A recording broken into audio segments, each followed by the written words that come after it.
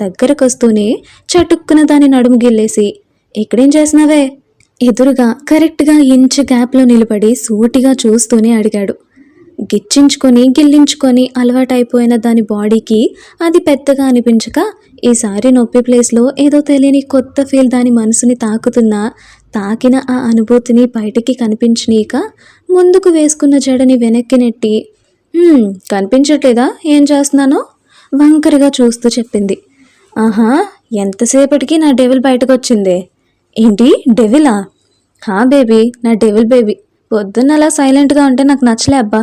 ఇలా ఎప్పుడూ హైపర్ అయిపోతూ నాపై విరుచుకుపడే నా డెవిల్ పాప్నే నాకెంతో ఇష్టం. దాని చేతిని గిల్లుతూనే అన్నాడు. వాడి మాటలకి అంటూ మూతి తిప్పుకుంటుంటే ఇంకాస్త దగ్గరకొచ్చి, ఏంటే గిచ్చిన రియాక్షన్ లేదు?